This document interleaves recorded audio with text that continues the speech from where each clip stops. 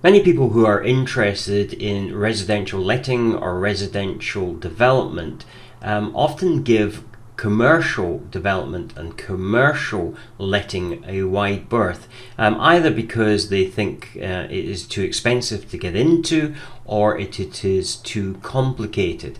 And so therefore what I thought I would do in this video is show you a little development in the commercial sector that I am working on, and I think you'll find it quite interesting and may change your perspective about commercial letting and development.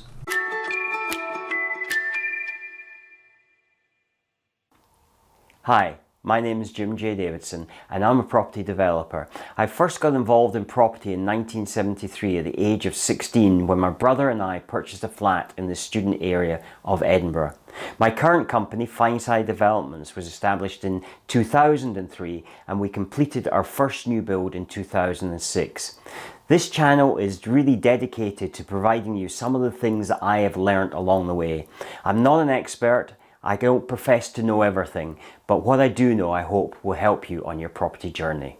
So this property was on the market in my local area. It's an area that I knew well. In fact, I had wanted to purchase a property here a number of years ago and had approached somebody. It wasn't on the market and it never went any further. However, this one came up. It was an old bakery. As you will see in this picture, it's currently trading. And so they put it on the market. They were either looking to let it or sell it. And as really fundamentally as a property, not necessarily as a baker's.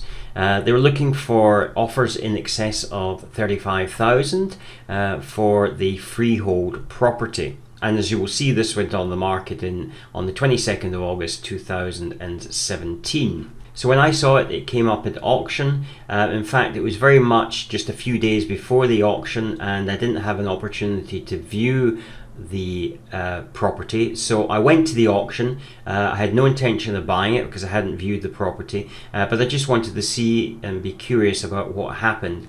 At the auction, it really didn't get started. There was one bid that came in at 10,000. The guy clearly wasn't even necessarily interested in the property. He hadn't seen the property, and in fact he put in an offer at 10,000 thinking, well, I can hardly lose at that price without knowing anything about the property. So I didn't sell at auction. I approached the auctioneer saying that I would be interested in having a look at it because I hadn't seen it as yet. And about a week later I was able to view the property with one of their surveyors. So I went round the property, and as you will see from the inside, it was basically, it had a front shop area, a back shop area. If you went through this door down the passageway, it took you to an outside building, which in fact was the toilet. And so that seemed to be the extent of the property. However, I noticed that there was, to the left of this picture, a small square boarded up section, and I kind of wondered if there was not a basement in this property. In fact, we pulled that board back and discovered that there was some sort of basement. Really didn't know the extent of it, couldn't see very far, but it looked like it could be at least a small space. Didn't know how we were going to get access to it. I noticed that there were some steps which I assumed led up to a former doorway.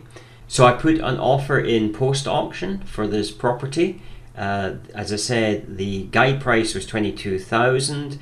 My guess was that the reserve was probably below that, and in fact I also understood that this was the second time that it had been presented to auction, and clearly, as it had been 2 years since they had first marketed this property, I decided to go in with an offer of 18,000.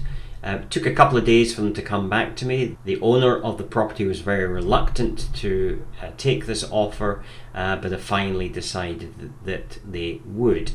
So with the purchase of this property completed, I was able to then get access to the property. The first thing I did was to knock through this wall where I perceived that there was a doorway, and indeed there was. and you can see the steps that I was able to see, and this was the place where I actually looked through to be able to see something of the basement, and I was able to see that there was these steps, and I could see actually, although not full height, it was a reasonable height, you could walk through there. And in actual fact, there was also, what I wasn't sure, but I suspected might be the case, there was a further section beyond this. You can see this looking back at the stairs, and then you can see this is the additional space.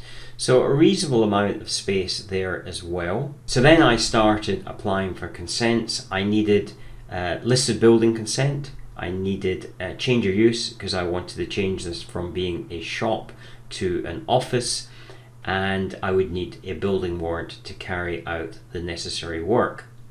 These eventually came through, and then I decided actually what I wanted to do was to put a stairway down into the shop from the main shop, because currently you'd have to walk out of the shop, down that passageway into where the toilet was, and then which clearly was not going to be very comfortable in the winter and a bit of an inconvenience. So I thought about putting a stairway down previously where there had been this step ladder. However, this was a bit contentious with the building control authorities. They wanted me to put in a commercial grade stair, which would have actually been very wide and very substantial. They would have occupied most of the back shop area, and in addition to that, it would have made it very difficult to, once you got down the stair, to be able to get out of the door. And so therefore that presented what we considered to be a fire risk. So they rejected our first proposal, they rejected our second proposal, and they eventually accepted our third proposal, which was to have a domestic style staircase, but of the width of a commercial grade staircase. So it had to be that bit wider, and it had to have, handrails either side to make it compliant. It did seem a bit overkill, because there was not going to be a huge amount of traffic up and down this stair, because the maximum capacity probably for this office is about 5 persons. But nevertheless, they did actually approve it. And so now, with all the consents in place, we're going to go about converting this. The idea is to actually create probably 4 bays up the stairs for office space. Currently I will probably only require about 2 of them, and therefore I will look at the opportunity perhaps to rent out the other 2 as desks. No idea, because it's a village location, whether that will be of any use to anybody, but since there's no risk, since I want to use that space anyway for my own purposes, it's worth giving it a try and giving it a little bit of an experiment. In time I'm going to need those spaces anyway, so that's for future expansion and future development. What I'm going to do is keep you posted as this development moves on, show you the work that's being carried out here and any of the issues that we come across. So if you haven't already subscribed to this channel, perhaps this is another reason why you might want to, so as you can follow us through the process of this conversion and build, and see how it all turns out. And so if you're new to the channel, have a look around. There are plenty of videos for you to have a look at, and we've got lots more content on the way. Thank you for watching.